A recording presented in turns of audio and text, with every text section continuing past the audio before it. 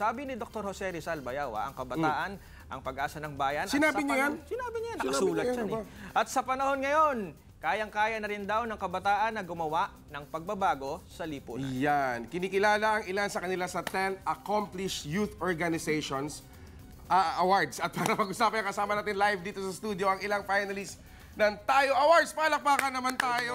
Good morning. Ito ang mga kabataan na hindi lang pabebe ang alam at selfie. Oo. Diba? Ito ay... mga 30 minutes lang sa social media. Oo, Tapos gumagawa ng aksyon, hindi reklamo ng reklamo. Kaya palakpakan naman natin sila. Boboto na kayo ngayon, ano? Boboto na kayo, okay? Ang ganda nitong award na to, Tayo. Diba? Tayo. Tayo. Okay, baka maaari nyo ikwento sa amin, ano ba ang Tayo? Yan. Pwede nyo kami bigyan ng overview. Ano ba yan? So, bale po yung tayo is, nasabi po kanina, 10 Accomplished Youth Organizations. Sila po yung body na nagre-recognize ng mga efforts ng youth organizations because they see that these organizations are trying to make a change in the society, in the Filipino community. Wow, maganda to. At batang-bata pa to, 12 years pa lang sila. Ito ay pang 13 na magaganap ngayon. So, nagbibigay sila ng, tag dito, ng awards doon sa mga youth volunteers, kung ano pa yung... Nakaka-inspire naman. Nakaka-inspire, Okay. Paano nyo ba binubuo yung mga proyekto na yan? Halimbawa, paano nyo pinag-iisipan yan? I think it's a challenge nowadays, no? Dahil nga sa mga technology ngayon na may hawak yung kabataan. So, ano yung mga challenges na hinaharap ninyo? Actually po kasi, before ko po i-discuss yung tungkol dun sa mga projects po namin, meron po kasing 5 categories yung sa Tayo Awards. Okay, Yung unang category po ng Tayo Awards is yung Culture and the Arts, Peace and Human Development. Yung pangalawa naman po is Environment, Disaster Risk Reduction, and Climate Change Adaptation. The third one is Education and Technology. And then the fourth is Health, Nutrition, and Well-Being. And the fifth is Livelihood and Entrepreneurship. Okay, parang kulang pa yun. Wala yung food porn tsaka selfie. Huwag na yun ba yun? Pero doon ako follow-up question lang kay Charles. Charles, gumawa kayo ng play, ano? Tungkol sa disaster awareness. Yun nga, dahil nga sa mga umuusbong na mga teknolohiya ngayon, parang challenging ngayon ba yung ang panonood ng play eh? Kasi very accessible na ngayon, click mo lang, makakapanood ka na. Agad, So, anong mga challenges mo? Ito yung dangup, di ba? Dangup. Paliwanag mo nga sa amin, paring Charles. Okay, bale po yung dangup is in Hiligaynon, it's a Hiligaynon word which means in English to shelter.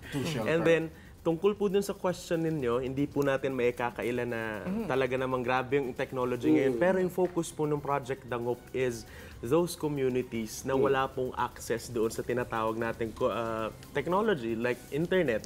So ang ginagawa po namin is gumawa po kami ng musical plays and then nagpe-perform kami doon sa mga communities and pinapaalam namin doon sa mga kabataan, lalo-lalo na, pati sa mga parents nila, kung ano yung kahalagahan na dapat tayong mag-prepare bago pa man dumating ang isang typhoon o kaya ang isang lindol. So, through musical plays, kinakantahan namin yung mga bata, nalalaman nila kung ano yung mga typhoon signals, ano ba ang mga laman ng isang emergency Saka kit. maganda rin yan para sa personalidad nila na di-develop din. Saan mga lugar na kayo nakapag... Actually po, yung Canlaon Theater Guild is nakapag-perform na po kami sa Carles at Estancia, Iloilo. Ba, ganda. And tapos no po nun, that was after, 1 year after the Yolanda. And then sa sa Negros Occidental po, nakapag-perform na kami sa Bacolod City, sa Silay City, San Carlos City, and Bago Ako, City. parang buong Pilipinas na. Dito sa syudad, may balak ba kayong mag-perform dyan? Kasi marami pasaway dito ba? Kahit na may television na nga, winawarning nga na sa television, ayaw pa magsilikas. Balak din kayo, Charles? Sir, kung meron po mag-iimbita sa amin, lalo-lalo na po dito sa inyo, kung baka gusto nyo kami invite, pwede po. Okay, dito naman tayo kay Miss Nasiba na mula sa Basilan. Ayan. Miss Nasiba, ano po itong tubig project o project Bohe? Ano po ba? Pakipaliwanag po. Yung ano kasi sir, is yung Bohe, is yung ibig sabihin po nun is water. Water. And then yung two po is from the word two and big. Gumawa po kami ng 2 tubig projects sa community ng Basilan, which is separated municipality. Wherein yung lugar na yun is mahina po yung tubig nun sa area. Then yung naggumawa po kami ng plano kung paano ma-connect yung tubig to the community para they have an easy access para sa daily need ng water. Kasi di ba po, as we can see and we observe, yung tubig talaga yung pinakakailangan ng bawat Di bali na mawalan ka ng kuryente. Opo, wag lang po yung tubig. Oh. So, Pero yun po yung bago lahat, ginawa batiin namin. muna natin yung mga taga-Basilan. Hello po nga pala, Di pa ako taga-Basilan. nakapunta dyan eh. Batiin mo sila sa salitang Basilan. Assalamualaikum warahmatullahi ta'ala wal barakatuhu. To my fellow Basileños, andito na po ako ngayon. And of course, sa mga friend ko po from Zamboanga, the ABA Trainings family, Youth Working for Trace, and to my family. Andito na po ako. Thank you very much sa support niyo sa akin. Salamat. Palakpakan natin ang mga taga-Mindanao.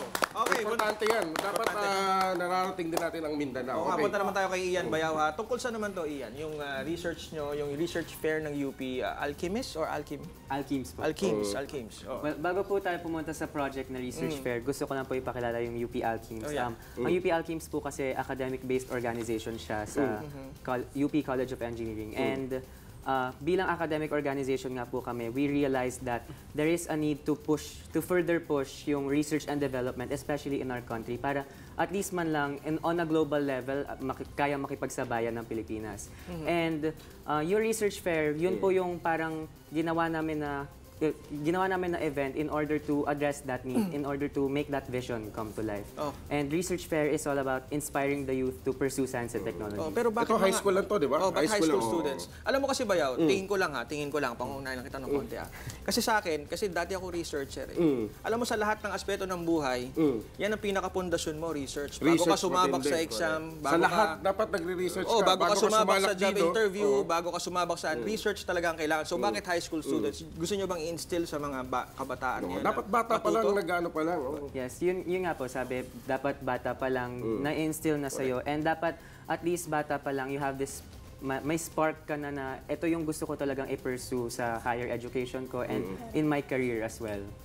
Pero saan, pinupush nyo yung research ngayon, anong avenue? Like, again social media ba yan? Social media, depende kung ano yung maisip nila. Kasi social media, maliligaw ka mga dyan. bata kasi maraming ideas ano yan. Ano nyo dyan? Bale, yung ginagawa po namin na research fair, ano po yan? Three-day event. It's a big assembly of high school students. Pumupunta po sila sa UP Diliman and then doon po ginaganap yung mga sub-events ng research fair. Tapos syempre, libreng payo yan kung ano yung pwedeng mga research. Ako, na-miss ko tuloy yung kabataan. Oo nga, nakaka-inspire. Mahilig ako sa ganyan. Saka bago ako napunta dito, tatlo na ito. ganyan yung ginagawa ko. Founder ako ng Sinikali. Seryoso! May ginagawa kami dati, Sinikali. Tapos nagpapalabas lang kami ng mga tungkol sa environment, sa mga barrios, mga gano'n. Saka nagpatubig din kami sa Ayan, maraming salamat sa finalist ng Tayo Awards Project, Dangup Project, Bohe at UP Alchems. Good luck sa inyo at palakpakan naman natin to. Ayan. Mga kabataan, eto dapat ang tularan, hindi palaging social media. Be sure to come back. Use 5 everywhere. Copyright 2016.